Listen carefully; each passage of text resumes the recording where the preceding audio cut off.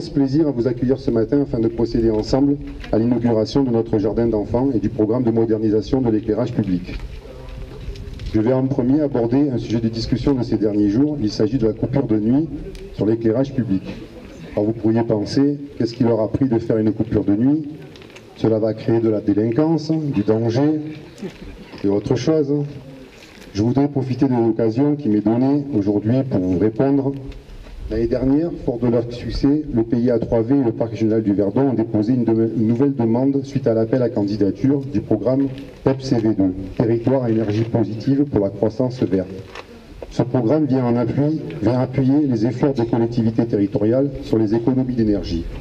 Le conseil municipal a décidé de soumettre une candidature portant sur l'amélioration des éclairages d'entrée et de sortie de village et la création de 2 points d'éclairage, un chemin de Praguy et l'autre chemin de la Sagne, 3 armoires d'alimentation rénovées, et modernisées et remplacées. Le projet a été retenu. 6 candélabres LED, un candélabre mixte solaire électrique et un candélabre solaire ont été installés. Le montant de cette opération s'élève à un peu plus de 26 000 € TTC, sur lesquels la commune a obtenu un financement de 15 700 €. La contrepartie pour la collectivité, faire baisser de 66% sa consommation électrique. Il faut rappeler que la dépense électrique de la commune correspond à un budget de plus de 7 500 € par an. Nous venons il y a quelques minutes, alors nous découvrirons dans quelques temps un panneau rappelant l'engagement de la commune. Notre employé José Manuel, je pense beaucoup à lui, il est malade, il a été opéré et donc il n'a pas pu installer ce panneau. Donc c'est pourquoi le conseil municipal, à l'unanimité, a proposé une coupure nocturne qui se fera l'été de 1 h à 5 h, l'hiver de minuit à 5 h. Les jeux d'enfants que nous inaugurons aujourd'hui constituent un moment fort des aménagements que la municipalité a réalisés cette année.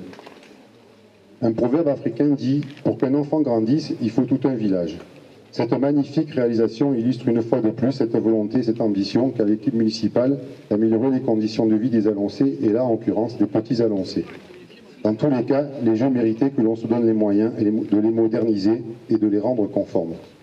Aujourd'hui, grâce à des copeaux de bois, l'idée vient de Barème, j'en conviens, les enfants sont amortis dans leur chute.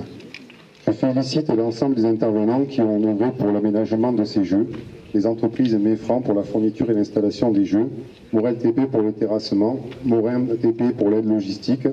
Je remercie également Claude, mon adjoint, pour le suivi du chantier et nos employés communaux, Katia et José Manuel, pour le suivi administratif et les travaux réalisés en régie. Je tenais également à remercier l'entreprise Metal Concept pour les aménagements du portillon, les suspentes de fleurs et les barrières à l'entrée de la mairie, livrées juste à temps.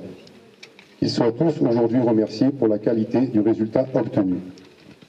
Je l'ai dit, il a fallu se donner les moyens pour réaliser ces travaux d'un montant de plus de 27 000 € TTC.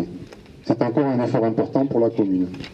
Il a fallu de l'aide financière et sans le concours de nos partenaires institutionnels, 12 000 € au titre du FRAT, plutôt de la région, et 2 000 € de l'enveloppe parlementaire de notre ancien député Gilbert Sauvant, que je remercie tout particulièrement pour son aide, son soutien et sa confiance. Mais aussi de l'apport financier de la SGF du Défend à hauteur de 5 000 € sous forme d'un don à la commune. Je remercie ici l'ensemble de ses membres. Même en cette période de vache maigre budgétaire, votre municipalité a su rechercher le moins de financement et obtenu pour cette opération plus de 60% de subventions. Je profite de ce moment festif pour remercier Mesdames Josiane Grimaud, présidente, Madame Myriam Boetti, vice-présidente, Monsieur Jean-François Herriès, ainsi que l'ensemble des bénévoles de l'association Les Estubés pour l'organisation de cette magnifique journée du pain à Alons. Remercier chaleureusement nos boulangers Bernard et Jean, ainsi que la boulangerie Bœuf pour l'animation autour du pain, et remercier également toutes les personnes qui tiennent un stand, Olivia pour le PIA3V et la communauté commune, Daniel et Jean-Marie pour l'animation autour du patrimoine, de la rénovation de la tour des Templiers, Jean-Christophe pour les photos, et j'en oublie. Un petit point sur les travaux à venir. Nous devrions procéder cette année, si tout va bien, au déplacement du monument aux morts dans le courant du mois d'octobre ou du mois de novembre en fonction des conditions climatiques. Nous le sortirons à l'extérieur du cimetière et nous allons obtenir pour cette opération une enveloppe au titre du FRAT régional et nous finirons les enrobés au chemin de Tracastéo.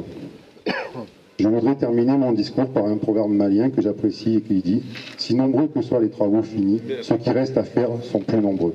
Alors aux prochains travaux sur Alence, et très bonne journée, je vous remercie.